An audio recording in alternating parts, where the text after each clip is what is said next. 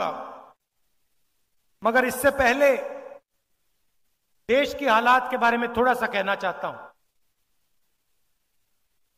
पिछले 10 सालों में नरेंद्र मोदी जी ने चुने हुए अरबपतियों के लिए सरकार चलाई है। नाम आप जानते हो, सबसे बड़ा नाम अदानी जी। अदानी का नाम है। घर जाएंगे तो गूगल पे उनकी शेयर प्राइस जो है उसको देख लेना। जिस दिन नरेंद्र मोदी की सरकार आती है, उस दिन के बाद अदानी की शेयर प्राइस बढ़ती जाती है, बढ़ती जाती है, बढ़ती जाती है। और पूरा देश जानता है कि इसको नरेंद्र मोदी की सरकार कहा जाता है, मगर सचमुच में यह अदानी की सरकार है। एक अरबपति की सरकार है और सब कुछ अदानी के लिए किया जाता है। महाराष्ट्र में आपका एयरपोर्ट, मुंबई का एयरपोर्ट था, किसी और के हाथ में था। उस पर सीबीआई इंक्वायरी होती है, दबाव लगाया जाता है, धमकाया जाता है और जादू से कुछ ही दिन बाद वो एयरपोर्ट अदानी जी के हवाले कर देता है। सब इंक्वायरी बंद हो जाती है, सीबीआई शांत हो जाती है। अदानी जी महाराष्ट्र का सबसे बड़ा एयरपोर्ट चलाते हैं। और ये सिर्फ एयरपोर्ट के साथ नहीं हुआ है, ये पोर्ट्स के साथ हुआ है। हिंदुस्तान के सारे पोर्ट्स इनके हाथ में हैं। इंफ्रास्ट्रक्चर के साथ हुआ है, पुल बनते हैं, सड़कें बनती हैं, फायदा उन्हीं को जाता है। खदान उनकी, कोयला उनका, सोलर पावर उनका, विंड पावर उनका, बिजली उनकी, सारा का सारा अदानी जी के लिए। और 5-10 और होंगे। इससे हुआ क्या कि आज हिंदुस्तान में 22 ऐसे लोग हैं, 22, सिर्फ 22, जिनके पास उतना ही धन है जितना हिंदुस्तान के 70 करोड़ लोगों के पास। मतलब देखिए, 22 लोग, पहली लाइन में 22 लोग बैठे हैं। आप सोचिए, इतने लोगों के पास उतना ही धन है जितना हिंदुस्तान के 50% आबादी के हाथ में है।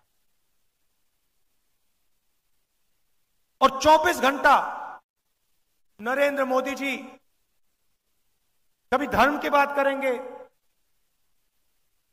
कभी गरीबों की बात करेंगे, कभी हिंदू मुस्लिम कहेंगे, एक जात को दूसरी जात से लड़ाएंगे। और लक्ष्य एक ही है कि आपका जो धन है, आपको पता भी नहीं लगता, जो आप जीएसटी में देते हो। आप शर्ट खरीदते हो, टैक्स लग जाता है। पेट्रोल खरीदते हो, टैक्स लग जाता है। जूते खरीदते हो, टूथपेस्ट खरीदते हो, जो भी आप खरीदते हो उसमें टैक्स लग जाता है। और आप उतना ही टैक्स देते हो जितना गौतम अदानी देता है। अगर आपने शर्ट खरीदी, 500 रुपए की शर्ट खरीदी, आप भी 18% दोगे, अदानी भी 18% देगा। और आपकी आमदनी हजारों में, उसकी आमदनी हजारों करोड़ों में, टैक्स एक ही देते हो। 24 घंटा मीडिया प्रधानमंत्री का चेहरा टीवी पे दिखाता है। मैं कन्याकुमारी से कश्मीर चला, 4000 किलोमीटर चला, और रास्ते में हजारों लोगों से मेरी बातचीत हुई। किसानों से, युवाओं से, सबसे मिला मैं पूछता था सबसे जरूरी मुद्दा कौन से हैं, कौन सा है? सब लोग जवाब देते थे बेरोजगारी, बेरोजगारी, महंगाई, किसान को सही दाम नहीं मिलते, गरीबों की इस देश में कोई भागीदारी नहीं, ये मुद्दे थे। और आप 24 घंटा टीवी देखो, ना आपको बेरोजगारी के बारे में बताएंगे, ना आपको महंगाई के बारे में बताएंगे, आपको कोई किसान नहीं दिखेगा, कोई मजदूर नहीं दिखेगा। आपको बॉलीवुड के स्टार दिख जाएंगे आगे पीछे नाचते हुए, आपको क्रिकेटर दिख जाएंगे, आपको नरेंद्र मोदी जी दिख जाएंगे, कभी वो आपको समुद्र के नीचे दिखेंगे पूजा करते हुए। वहां पे मतलब मजाक बना रखा है, पूजा हो रही है, पंडित भी नहीं है, अकेले बैठे समुद्र के नीचे आर्मी वालों के साथ। और फिर एकदम समुद्र से आसमान में जाएंगे, सी प्लेन में, हेलीकॉप्टर में, ऊपर से। कोविड आएगा, लाशों के ढेर पड़े हुए हैं, गंगा में लाखों लाश चल रही हैं, हजारों लाशें चल रही हैं, और प्रधानमंत्री कहते हैं भाइयों और बहनों थाली बजाओ।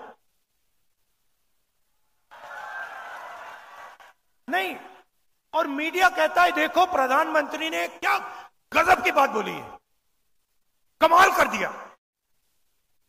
वहां पे सांस नहीं ली जा रही, लोग दम तोड़ रहे हैं, मर रहे हैं, वेंटिलेटर नहीं है, ऑक्सीजन नहीं है, मीडिया कह रही है देखो कमाल किया मोदी जी ने, थाली बजवा दी हिंदुस्तान से, मरते हुए हिंदुस्तान से थाली बजवा दी। उसके बाद कहते हैं भाइयों और बहनों मोबाइल फोन चलाओ, मोबाइल फोन की लाइट चलाओ, वो चला दी। फिर मीडिया कहता है देखो कमाल की बात की मोदी जी ने, हिंदुस्तान में सेल फोन की लाइटें जला दी, और बाकी दुनिया देख रही है, कह रही है ये क्या हो गया भाई। और कोई प्रधानमंत्री थाली नहीं बजवा रहा था, वो बचा रहे थे लोगों को, जान बचाने में लगे थे। तो मजाक सा बना रखा है, कभी कुछ बोलेंगे, कभी कुछ और बोलेंगे, बस आपका ध्यान भटकाने का काम करते हैं। आप उनका भाषण सुनो, ध्यान से सुनो, उनका काम आपके ध्यान को इधर उधर ले जाने का है। अदानी जी का काम आपका धन आपके जेब में से निकालने का है। नरेंद्र मोदी जी कहते हैं मैं ओबीसी हूं, ठीक है आप ओबीसी हैं, तो ओबीसी के सामने, पिछड़े वर्ग के सामने एक सबसे बड़ा सवाल है। इस देश में पिछड़े वर्ग के कितने लोग हैं? कोई कहता है 50% है, कोई कहता है 55% है, कोई जानता ही नहीं है। मगर मैं आपको एक बात कह सकता हूं, जितनी आपकी आबादी है उतनी आपकी भागीदारी इस देश में है ही नहीं। यह मैं गारंटी कह सकता हूं। जितनी आबादी आदिवासी की है उतनी भागीदारी आपकी नहीं है। जितने इस देश में दलित हैं उनकी भागीदारी नहीं है। मीडिया की लिस्ट निकालो, वो मोदी मीडिया है, मगर देखिए आपको आंकड़े पकड़ने चाहिए, आपको आंकड़े निकालने चाहिए। देखिए यहां बैठे हैं, ये जनता की आवाज कभी नहीं उठाते। मैं इनके सामने बोल रहा हूं, इनकी गलती नहीं है, ये जूनियर लोग हैं, इनको गुलाम बना के रखा हुआ है वहां पे, ये कुछ नहीं कर सकते, इनको ऑर्डर आता है। इन बेचारों को सैलरी लेनी है, बच्चे पालने हैं, इनकी गलती नहीं है, पीछे से ऑर्डर आता है। मगर आप इनकी लिस्ट निकालिए, हिंदुस्तान के मीडिया के मालिकों की लिस्ट निकालिए, इनकी सीनियर मैनेजमेंट की लिस्ट निकालिए, बड़े बड़े जो इनके एंकर्स हैं, जो 24 घंटा टीवी पे आते हैं, टिप्पणी करते हैं, ज्ञान देते हैं देश को, इनकी लिस्ट निकालिए। मैंने निकाली है। इसमें आपको एक पिछड़े वर्ग का आदमी नहीं मिलेगा, एक ओबीसी नहीं मिलेगा, एक दलित नहीं मिलेगा, एक आदिवासी नहीं मिलेगा, एक गरीब जनरल कास्ट का भी व्यक्ति नहीं मिलेगा। इसलिए ये आपकी बात नहीं करते। क्यों करें? ये आपके हैं ही नहीं। इनको छोड़िए, हिंदुस्तान की 200 सबसे बड़ी कंपनियों की लिस्ट निकालिए, उनके मालिकों की लिस्ट निकालिए। सब जानते हैं 200 बड़ी कंपनियां कौन सी हैं, उनकी लिस्ट निकालिए, उनकी मैनेजमेंट की लिस्ट निकालिए, उनके बड़े बड़े अफसरों की लिस्ट निकालिए। मुझे दिखा दीजिए उसमें ओबीसी कौन है, पिछड़े वर्ग का बता दो, दिखा दो मुझे कौन है वहां पे। हिंदुस्तान की 200 सबसे बड़ी कंपनियों में एक ओबीसी वर्ग का मालिक नहीं है, एक दलित मालिक नहीं है, एक आदिवासी मालिक नहीं है। मैं ऐसे नहीं बोल रहा हूं, मैंने पता लगाया है, मैंने लिस्ट निकाली है। मतलब 90% आपकी आबादी, और हिंदुस्तान की 200 सबसे बड़ी कंपनियों में आपका एक आदमी नहीं, मीडिया में आपका एक आदमी नहीं, प्राइवेट अस्पताल के मालिक की लिस्ट निकाली, उधर आपका कोई नहीं, सबसे बड़े कॉलेज यूनिवर्सिटी इनकी लिस्ट निकाले, उधर आपको नहीं मिलेगा। अब आप कहोगे भैया ये तो हमारा काम नहीं है, तो फिर ठीक है, हिंदुस्तान की सरकार को 90 अफसर चलाते हैं, बजट बढ़ता है, महाराष्ट्र को पैसा आता है, तमिलनाडु को पैसा जाता है, सड़कों में लगाया जाता है, डिफेंस में जाता है, बजट को 90 लोग बांटते हैं, 90 आईएएस अफसर हैं, लाखों करोड़ रुपए वो बांटते हैं, डिसाइड करते हैं कहां जाएगा, आपके बच्चों की शिक्षा में कितना जाएगा। 90 नाम में से एक नाम दलित है, एक नाम आदिवासी है, 3 नाम ओबीसी है। आपकी आबादी 50% और 90 में से 3, और वो भी छोटे छोटे डिपार्टमेंट में पीछे कहीं बैठे हुए हैं, बड़े डिपार्टमेंट में कोई नहीं है। और अगर हिंदुस्तान की सरकार 100 रुपए खर्च करती है तो दलित, ओबीसी, आदिवासी अफसर 6 रुपए 10 पैसे का निर्णय लेते हैं। आपकी आबादी कहां 90%, भागीदारी 100 रुपए में से 6 रुपए 10 पैसे। और फिर प्रधानमंत्री कहते हैं मैं ओबीसी हूं। कैसे ओबीसी हो आप? पिछड़ों का आपने क्या किया? ओबीसी के लिए क्या किया आपने, यह बता दो मुझे। कौन सी योजना आप लाए हिंदुस्तान के किसानों के लिए, वो ओबीसी हैं? गरीबों के लिए कौन सी योजना लाए? जो छोटा व्यापार चलाते हैं उनके लिए कौन सी योजना लाए, मुझे बता दो। एक योजना नहीं लाए आप। आदिवासी अफसर 100 रुपए में से 10 पैसे का निर्णय लेता है, दलित 100 रुपए में से 1 रुपए का निर्णय लेता है, पिछड़े वर्ग ओबीसी 100 रुपए में से 5 रुपए का निर्णय लेते हैं। अब आप कहोगे राहुल गांधी ने बात तो बता दी, मगर सॉल्यूशन क्या है, इसको ठीक कैसे किया जाए, मैं बताता हूं। जाति जनगणना,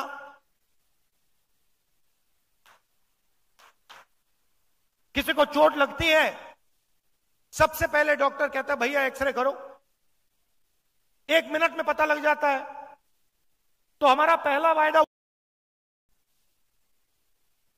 सरकार बनने के एकदम बाद जाति जनगणना, इकोनॉमिक सर्वे, संस्थाओं का सर्वे कि हिंदुस्तान का धन किसके हाथ में है, कितना धन पिछड़े वर्ग के हाथ में है, कितना दलितों के हाथ में है, कितना आदिवासियों के हाथ में है, कितना गरीब जनरल कास्ट के हाथ में, कितना माइनॉरिटीज के हाथ में।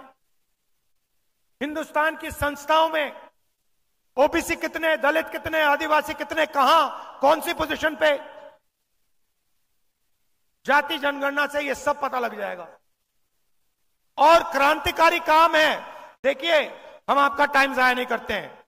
कांग्रेस पार्टी आजादी के लिए लड़ी, हरी क्रांति, सफेद क्रांति, कंप्यूटर रेवोल्यूशन, बैंक नेशनलाइजेशन, ये काम हम करते हैं आपके लिए, आपके साथ मिलके। तो ये क्रांतिकारी काम है। इसके बाद दूध का दूध, पानी का पानी हो जाएगा, सबको पता लग जाएगा भागीदारी किसकी है, कितनी है, कहां है। तो ये पहला कदम है। दूसरा कदम, यहां पे महिलाएं आई हैं। आप देश के भविष्य की देखभाल करती हो और आप डबल काम करती हो। आप जॉब भी करती हो और आप घर भी चलाती हो, बच्चों की भी देखभाल करती हो। करती हो नहीं करती हो? मगर इसके लिए आपको कभी सही कॉम्पेंसेशन नहीं दिया गया। सही बात है ना? आप जाके जॉब करते हो, आप पुरुष हो, आप जाके जॉब करते हो, आपको सैलरी मिलती है। आपकी बीवी घर में काम करती है, वो भी जॉब करती है, जॉब के लिए उसको सैलरी मिलती है। मगर जो घर में काम करती है उसके लिए उसको कुछ नहीं मिलता। तो आपको मिलता है, मगर ये डबल काम करती है, इनको डबल पैसा नहीं मिलता। तो ये बातचीत हमने कांग्रेस पार्टी में की और हमने निर्णय लिया कि देखिए, जो महिलाएं हिंदुस्तान के भविष्य के देखभाल कर रही हैं, जिनको उसके लिए कॉम्पेंसेशन नहीं मिलता है, पहली बार दुनिया में कोई भी सरकार क्रांतिकारी काम करने जा रही है। हिंदुस्तान के सारे गरीब परिवारों की हम लिस्ट निकालेंगे। जो भी गरीबी रेखा के नीचे होंगे, सारे परिवारों के हम लिस्ट निकालेंगे। हर परिवार में से एक महिला को हम चुनेंगे और उस महिला के बैंक अकाउंट में साल के 1 लाख रुपए आपकी अगली सरकार डाल देगी। हर महीने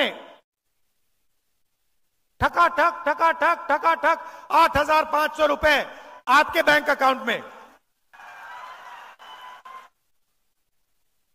1 तारीख को आप उठेंगी, बैंक में जाएंगी और देखेंगे कि भैया 8,500 रुपए सरकार ने आपके बैंक अकाउंट में डाल दिया। और ये कोई तोहफा नहीं है, गिफ्ट नहीं है। ये मत सोचिए कि ये गिफ्ट है। जो आप हर रोज घर में करती हो, मदद करती हो, बच्चों की देखभाल करते हो, हिंदुस्तान के भविष्य की देखभाल करते हो, इसके लिए आपको पैसा दिया जा रहा है। अगर नरेंद्र मोदी ने 22 लोगों को 16 लाख करोड़ रुपए दिए हैं। 16 लाख करोड़ रुपए मतलब 24 साल का मनरेगा अदानी की सरकार ने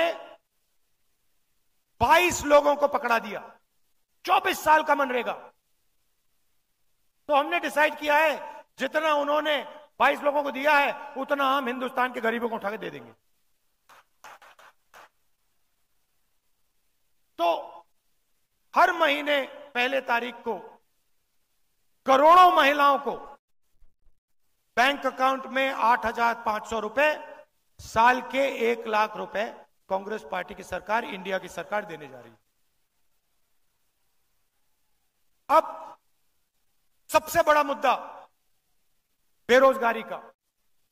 मोदी जी ने कहा था 2 करोड़ युवाओं को रोजगार दूंगा, कुछ नहीं किया। उल्टा नोटबंदी की, गलत जीएसटी लागू कर दी, अग्निवीर दे दिया और जो रोजगार बनता था वो भी खत्म हो गया। तो दो चीजें तो मैं पहले ही कह देता हूं। ये जो इनका अग्निवीर का स्कीम है, आते ही हम इसको रद्द कर देंगे, खत्म कर देंगे। क्योंकि हमें दो तरीके के शहीद नहीं चाहिए। एक शहीद जिसको सरकार पेंशन देगी,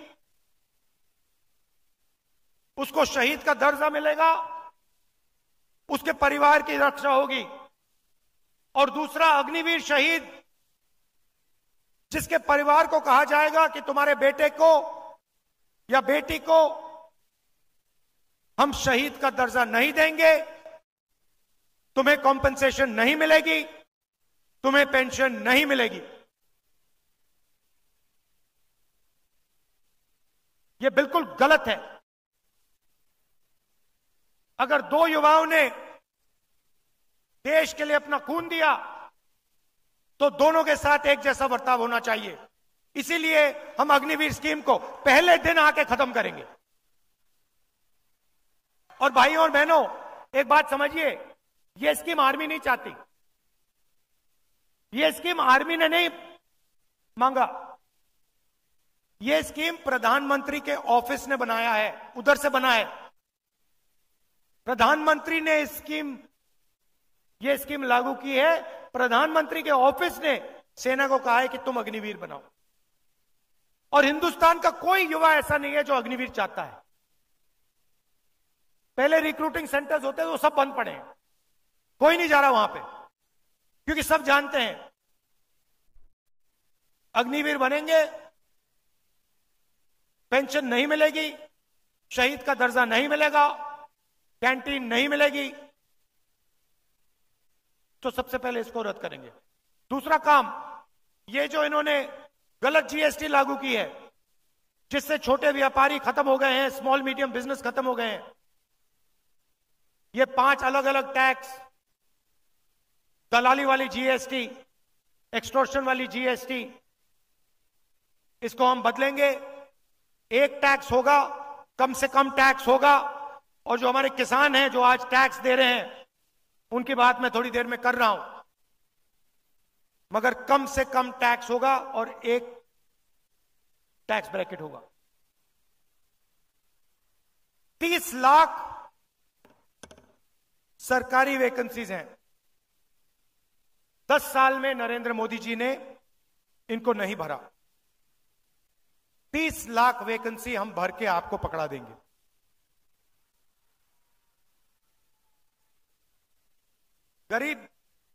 गरीब घर के बेटे बेटियां बेरोजगार हैं। अमीर घर के बेटे जब जॉब मार्केट में जाते हैं, वो अप्रेंटिसशिप करते हैं। अप्रेंटिसशिप अंग्रेजी शब्द है, मगर इसका मतलब कि उनका 6 महीने का, 1 साल की जॉब लगती है, उनकी ट्रेनिंग होती है। प्राइवेट कंपनी में, पब्लिक सेक्टर में, सरकारी ऑफिस में उनको जॉब लगती है, उनकी ट्रेनिंग होती है, और फिर अगर वो अच्छा काम करते हैं, उनकी जॉब परमानेंट हो जाती है। मगर यह अधिकार और यह मौका हिंदुस्तान के गरीब युवाओं को नहीं मिलता है। हम आपके लिए मनरेगा लाए थे, रोजगार का योजना, रोजगार का अधिकार। अब हम आपके लिए, हिंदुस्तान के युवाओं के लिए अप्रेंटिसशिप का अधिकार ला रहे हैं। इससे क्या होगा? जिसके पास डिप्लोमा है, कॉलेज डिग्री है, यूनिवर्सिटी से पढ़ा है, उन सबको यह अधिकार मिलेगा। प्राइवेट कंपनियों में, पब्लिक सेक्टर यूनिट्स में, सरकारी ऑफिसेज में, इन सबको 1 साल की अप्रेंटिसशिप मिलेगी। 1 साल का उनको 1 लाख रुपया मिलेगा और उनकी ट्रेनिंग होगी। गरीब से गरीब युवा हिंदुस्तान में अप्रेंटिसशिप कर पाएगा, ट्रेनिंग ले पाएगा। 1 साल में 1 लाख रुपए उसके जेब में आएंगे, बैंक अकाउंट में आएंगे, और फिर उसके बाद अगर वो अच्छी तरह काम करेगा तो उसकी नौकरी परमानेंट हो जाएगी। किसी भी सरकार ने, दुनिया में किसी भी सरकार ने ऐसा क्रांतिकारी कदम नहीं उठाया है। ये हम करने जा रहे हैं। यात्रा में यहां से निकला, बहुत सारे युवाओं ने कहा हम पढ़ाई करते हैं, एग्जाम से एक दिन पहले पेपर लीक हो जाता है, बेईमान लोग फायदा उठा जाते हैं, हम देखते रह जाते हैं। तो हम एक नया कानून लाएंगे, पेपर लीक के खिलाफ कानून, सख्त कार्रवाई होगी और जो भी पेपर लीक करवाएंगे उनको हम जेल में डाल देंगे। और आजकल जो फैशन बनाया है मोदी जी ने कि प्राइवेट संस्थाएं, प्राइवेट कंपनीज एग्जाम दिलवा रही हैं, इसको हम बंद करेंगे। कोई प्राइवेट कंपनी एग्जाम नहीं दिलवाएगी, सरकार एग्जाम दिलवाएगी, सरकार एग्जाम मार्किंग करेगी, टेस्टिंग करेगी। मैंने किसानों की बात की। पूरे देश में किसान उदास है, डरा हुआ है, और किसान, किसी भी किसान से बात करो दो चीजें कहता है। एक सवाल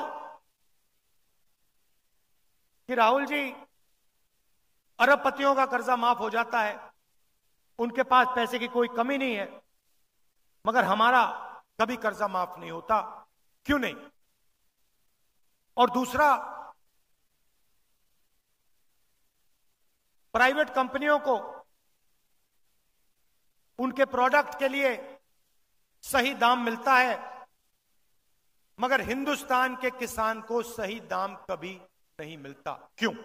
ये दो सवाल हजारों किसानों ने मुझसे पूछे, यात्रा में पूछे, हर रोज, राहुल जी ये क्यों हो रहा है? तो मैं उन किसानों से कहना चाहता हूं, हमारी सरकार आएगी तो ये नहीं होगा। सबसे पहले जैसे हमने आपका कर्जा माफ किया था, हम फिर से हिंदुस्तान के किसानों का कर्जा माफ करेंगे।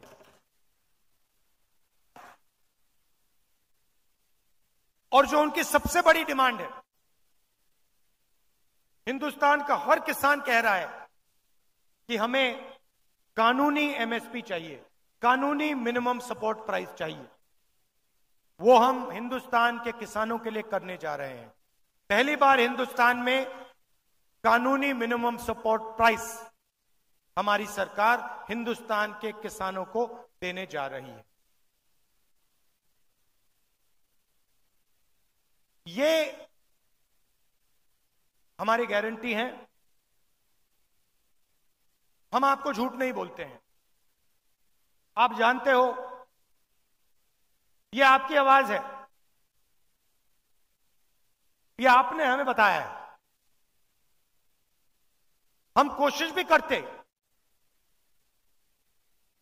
आपके बिना ऐसा हम मैनिफेस्टो नहीं लिख पाते, क्योंकि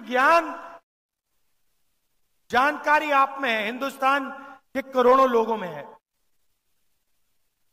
तो हम आपकी सरकार चलाएंगे, हम अदानी की सरकार नहीं चलाएंगे। हम किसानों की, मजदूरों की, छोटे व्यापारियों की सरकार चलाएंगे। हमारी कोशिश हिंदुस्तान के युवाओं को रोजगार देने की होगी, किसानों की रक्षा करने की होगी। हमारा चेहरा आपको टीवी पे नहीं दिखेगा, क्योंकि टीवी आपका है ही नहीं। टीवी अदानी का है, टीवी उन्हीं 22 लोगों का है। उधर आप मोदी जी का चेहरा देख सकते हो। ये टीवी वाले, ये जो हमारी क्रांतिकारी गारंटियां हैं, ये कभी नहीं दिखाएंगे। धर्म की बात करेंगे 24 घंटा, मगर जब राम मंदिर के इनॉग्रेशन में आदिवासी राष्ट्रपति को अंदर नहीं जाने दिया, तो मीडिया ने एक शब्द नहीं बोला, एक शब्द नहीं बोला, चुप थे। देश के राष्ट्रपति को, देश की राष्ट्रपति को राम मंदिर के इनॉग्रेशन में नहीं आने दिया। क्यों? क्योंकि वो आदिवासी है। मगर मीडिया ने एक शब्द नहीं बोला, चुप थे बिल्कुल। मैं देख रहा था, वहां पे अदानी बैठे थे, अंबानी बैठे थे, सब बैठे थे, लाइन लगी हुई थी। बॉलीवुड के सारे स्टार बैठे थे, क्रिकेटर बैठे थे, मगर वहां एक पिछड़ा नहीं था, एक दलित नहीं था, एक आदिवासी नहीं था। यह सच्चाई है।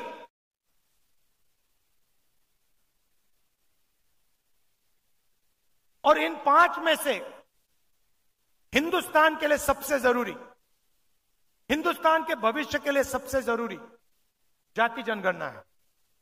क्योंकि इससे जो आपके साथ धोखा हो रहा है, जो आपको झूठ बोला जा रहा है, वो सबके सामने आ जाएगा। प्रधानमंत्री कहते हैं कि ओबीसी की सरकार है, गरीबों की सरकार है। नहीं, गरीबों में नहीं है, ओबीसी की नहीं है, दलितों की नहीं है, आदिवासियों की नहीं है, गरीब जनरल कास्ट की नहीं है, 22-25 लोगों की है। हमारी सरकार ये 5 काम आपके लिए करके, गारंटी करके, मैं यहां कह रहा हूं, ये हम आपके लिए करके दिखा देंगे। आप सब आए, इसके लिए आप सबको दिल से धन्यवाद।